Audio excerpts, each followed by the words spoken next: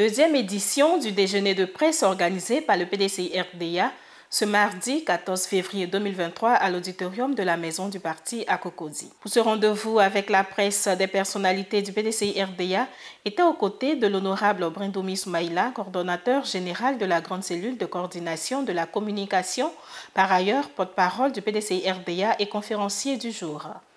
Au cours de son intervention, le conférencier a tablé sur plusieurs points, dont le bilan des activités du PDCI-RDA, des activités des différents groupes parlementaires du PDCI-RDA au Sénat et à l'Assemblée nationale.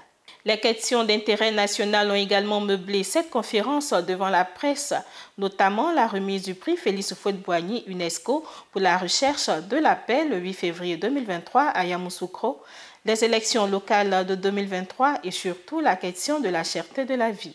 Selon le porte-parole du PDCI-RDA, le parti a engagé des réformes avec succès. Le bilan est donc satisfaisant.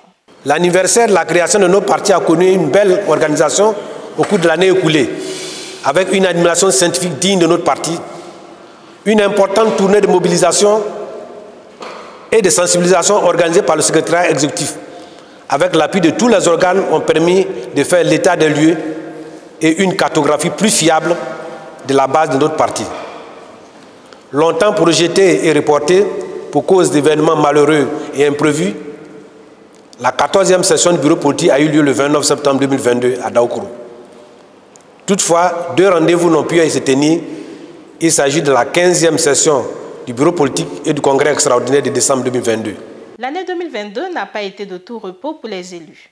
Au niveau du Parlement, les sénateurs et députés PDCI-RDA ont joué leur rôle de censeurs de bonnes mœurs, gardiens des valeurs morales pour le bien des Ivoiriens. Au niveau du Parlement, il faut relever la concordance de vues et de positions de nos élus au niveau des deux chambres. Au total, ce sont 5 lois qui ont été votées au niveau du Parlement. Les députés et sénateurs du PDCI-RDA ont montré leur maturité politique et leur sens d'intérêt national au cours de tous les débats à l'Assemblée nationale comme au Sénat. Parmi les lois votées au Parlement, certaines ont fait l'objet d'analyses pertinentes de nos élus. On notera que la loi portant modification du code pénal a été soumise aux députés avec une disposition tendancieuse sur l'orientation sexuelle. Le PDCI-RDA s'est très clairement positionné comme le parti qui défend nos mœurs et s'en est pas caché. C'est pourquoi, au vu de ce projet de loi présenté par le gouvernement, nos élus ont initié des rencontres avec les leaders d'opinion pour les prendre à témoin sur le caractère déviationniste de la loi telle que soumise par le gouvernement au Parlement. Une autre loi qui a introduit la fiscalité sur le fer et le ciment a été vigoureusement combattue par nos élus. Malheureusement, cette loi a été votée et elle a pour conséquence l'aggravation de la cherté de la vie dans notre pays et la réduction des capacités des Ivoiriens à s'offrir un logement. Nous insistons auprès du gouvernement afin que cette loi soit purement et simplement abrogée. La taxation du fer et du ciment contribue à l'usage des intrants frauduleux qui engendrent des effondrements des immeubles. L'actualité aussi, c'est la cherté de la vie et le pouvoir d'achat des Ivoiriens, qui rend encore plus pertinent l'opposition des élus de notre parti sur cette loi. Sur la loi organique de la CEI, du Conseil constitutionnel et du Conseil économique, social et environnemental, les élus de notre parti se sont opposés. Nous insistons particulièrement sur une composition consensuelle de la CEI qui donnera confiance à tous les acteurs. L'organisation du congrès extraordinaire annoncé par le président Bédié aura bel et bien lieu courant mars 2023, a rassuré le conférencier. Ce congrès extraordinaire s'impose pour le réglage de la composition de l'organe de décision qu'est le bureau politique, pour le rendre conforme à nos statuts. Le nouveau bureau politique ainsi validé sera à mesure de convoquer régulièrement le congrès ordinaire du PDCI-RDA. Profondément attaché à la paix, valeur cardinale chère au PDCI-RDA, le porte-parole est revenu sur l'enjeu de la remise du prix Félix Houphouët-Boigny UNESCO pour la recherche de la paix à Yamoussoukro, dont le président Bédié est le protecteur à vie. À l'occasion de la remise la deuxième fois dans notre pays, je dis bien la deuxième fois dans notre pays, de ce prix dédié à la paix, le président Henri Konan Bédié a insisté sur 2 valeurs cardinales de l'oufoutisme qui se fondent aux valeurs du PDCI-RDA. Il s'agit de l'humanisme et du dialogue. Cet humanisme a été concrétisé au cours de la gestion du pays par notre parti, par l'accueil de milliers de citoyens africains et du monde sur notre sol, sans préalable. On peut citer les Libériens, les Sierra-Léonais, les Biafrais du Nigeria, les Guinéens, les Burkinabés, tous victimes d'atrocités ou de menaces diverses dans leur pays d'origine. C'est cette valeur épousée par Mme Merkel Angela qui a été à la base du choix du jury du prix Félix Houphouët-Boigny de l'UNESCO édition 2022. Quant au dialogue, il sonne comme un hymne de notre parti. Le dialogue a été toujours utilisé comme seul moyen fiable de résolution des conflits aussi bien à l'intérieur des États comme entre États.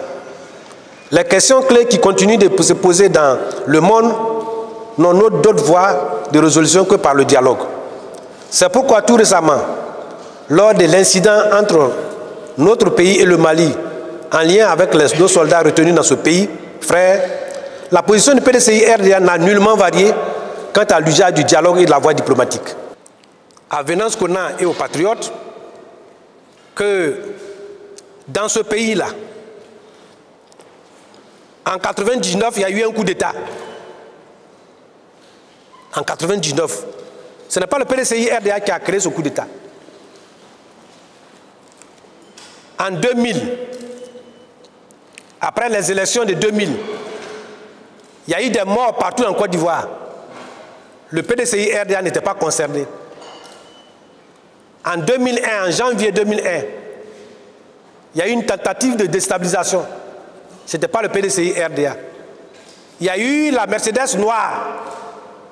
Ce n'était pas le PDCI-RDA. En 2002, il y a eu la rébellion. Ce n'était pas le PDCI-RDA.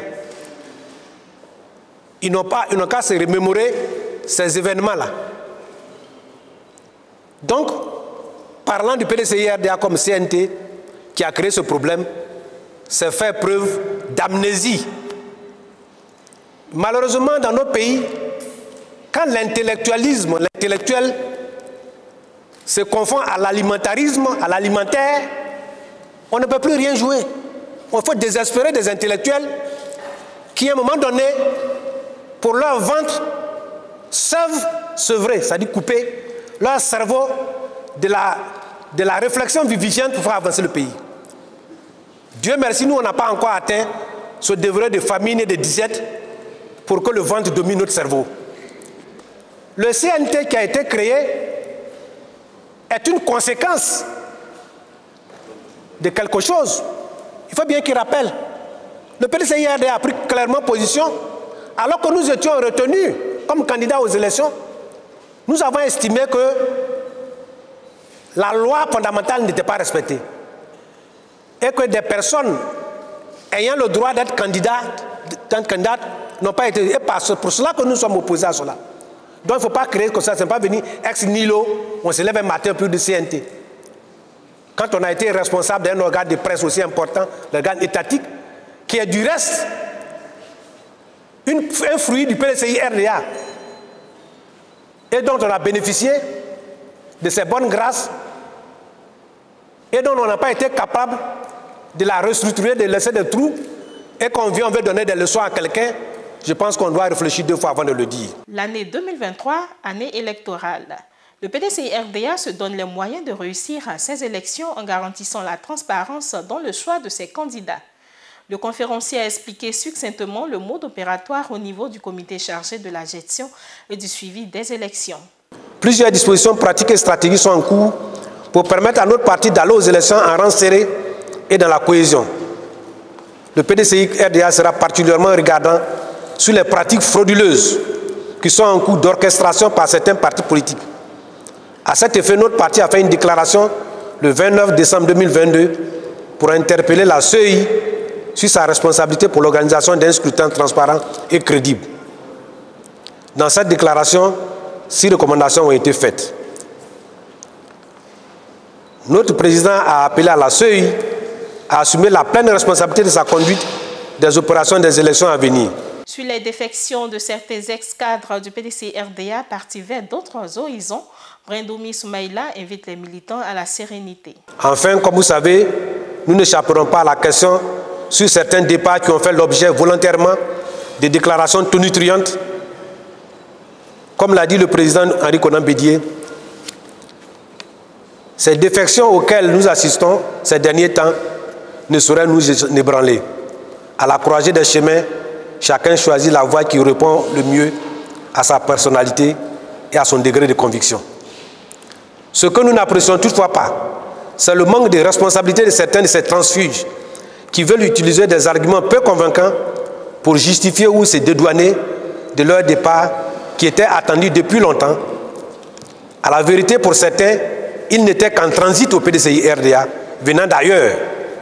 Nous espérons qu'au lieu où ils vont poser leurs bagages, ils en feront cette fois-ci une résidence permanente. Pour l'ingénieur agronome du PDCI-RDA, malgré un embelli économique, les populations ploient sous le poids de la cherté de la vie. Inflation, déficit budgétaire, poids de la dette, autant de mots qui impactent négativement le quotidien de l'Ivoirien. Au niveau de la nation, notre parti note des indications économiques suivantes. Une augmentation régulière du taux du produit intérieur brut.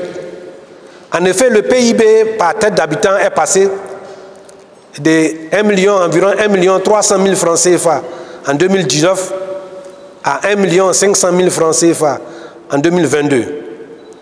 Il est projeté être à peu près à 1 617 000 francs CFA en 2023. Le taux de croissance annuel était de 6,2% en 2019, 2% en 2020, 7% en 2021 et 6,9% en 2022, selon les chiffres du ministère du Budget. Ces performances sont à saluer. Toutefois, cette richesse créée par notre pays ne profite pas aux Ivoiriens. Elle est destinée prioritairement aux multinationales. Ce faisant, le taux de pauvreté demeure élevé dans notre pays. Le PDCI-RDA voudrait rappeler que sous sa gouvernance, ces chiffres ont été connus. Mieux, il visait une croissance à 2 chiffres quand le diable a rompu le progrès pour tous. Les Ivoiriens constatent également la réalisation de nombreux travaux d'infrastructure, en particulier dans la ville d'Abidjan. Le PDCI-RDA n'est pas étranger aux conditions qui favorisent cette situation. Notons que la quasi-totalité de toutes ces réalisations résulte de la planification de notre parti. Les fondements de notre économie résultent de la politique du PDCI-RDA. La paix et la stabilité conditionnent le développement de notre pays. Il est heureux qu'à tout régime d'en profiter. Mais il est aussi bon de me rappeler que le PDCI-RDA, dans l'opposition, a choisi la critique et les propositions plutôt que la rébellion et les troubles. Face aux performances mentionnées ci-dessus, notre pays ploie sous le poids de sa dette. Compressée à environ 4 000 milliards de francs CFA après l'atteinte de PPTE, notre dette est estimée aujourd'hui à 23 000 milliards de francs CFA. À ce rythme, elle atteindra 30 000 milliards de francs CFA en 2025. En 2022, le montant total de nos recettes cumulait à 6 132,1 milliards de francs CFA, quand le service de la dette nous pompait 3 179 milliards de francs CFA. Notre solde budgétaire est déficitaire. Le déficit budgétaire est désormais considéré par notre gouvernement comme un moyen indispensable de sa gestion économique. Notre budget est caractérisé par un déficit chronique. En français facile, il faut noter que le déficit budgétaire, c'est quand les recettes de l'État ne suffisent pas à couvrir ses dépenses. Il a donc recours à des emprunts sous toutes les formes. C'est ce qui augmente notre dette. Le taux élevé de service de la dette ne nous laisse pas assez de marge budgétaire pour les investissements. Aujourd'hui, les Ivoiriens sont asphyxiés par la cherté de la vie. Pendant que la richesse de nos pays est captée par une minorité, des personnes laissant la large majorité de nos concitoyens dans la misère. Même ceux qui sont considérés comme classe moyenne sont en réalité des nécessiteux. Les récentes augmentations des primes de logement et du SMIC apparaissent aujourd'hui comme de l'arnaque face à la déflagration de l'inflation. Le récent réajustement du prix du carburant à la hausse est un coup de massue sur la tête des pauvres citoyens.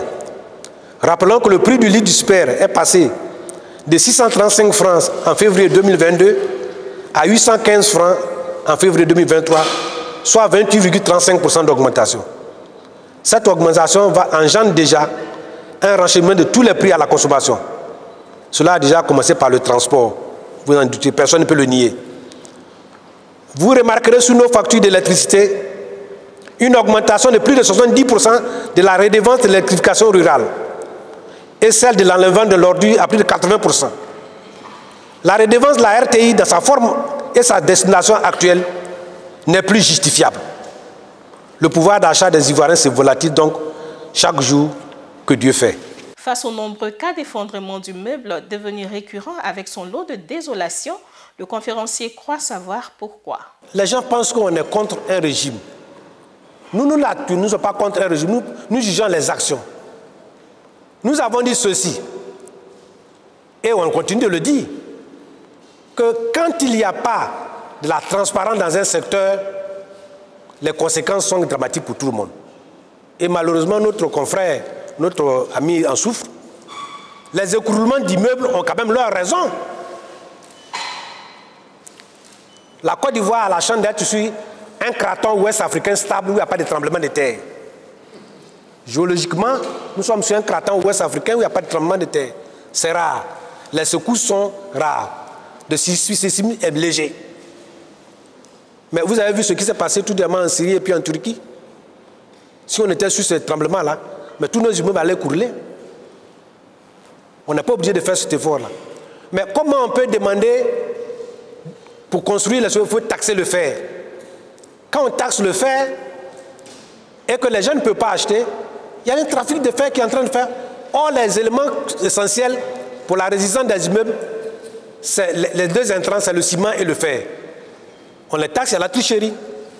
Il y a aussi le manque de suivi. Donc ça, moi je pense que nous continuons de débattre, de condamner cela tout le temps. Au ministre Touré Mamadou, ministre de la Promotion de la Jeunesse et de l'Insertion Professionnelle, qui s'impatiente pour un débat avec le porte-parole du PDCI RDA, Brindoumi Soumaïla lui demande de se parer au plus urgent, c'est-à-dire insérer les jeunes confrontés au chômage dans le tissu social. Mais le ministre dont vous parlez, je crois qu'il est le ministre en charge de la jeunesse. Et cette année 2023 est déclarée année de la jeunesse. La jeunesse, c'est l'avenir de notre pays. Il y a beaucoup à faire pour cette jeunesse. Je pensais qu'il était suffisamment pris pour faire autre chose que de venir chercher à faire des débats avec moi. Moi, je n'ai pas fait des débats, vous me connaissez. Mais je vais rappeler deux choses. La première chose, c'est que ce n'est pas seulement cette année que le président de la République a déclaré comme année de la jeunesse. Prenez son discours du 31 décembre 2021. Il avait déclaré l'année 2022 année de la priorité de l'emploi des jeunes et des femmes. Il n'a qu'à aller revoir ça s'il a oublié. Il n'a qu'à d'abord faire le bilan de cette instruction du président de la République de 2022. Dire est-ce que ça a été effectif? Ça, c'est la première chose. La deuxième chose, moi j'avais fait l'analyse, nous avons fait l'analyse de la Cour des comptes sur la performance des ministres. Mais il est parmi les 15 derniers. Je préfère discuter avec les 15 premiers que de discuter avec les 15 derniers. Un partage de repas a mis fin à cette deuxième édition du déjeuner de presse.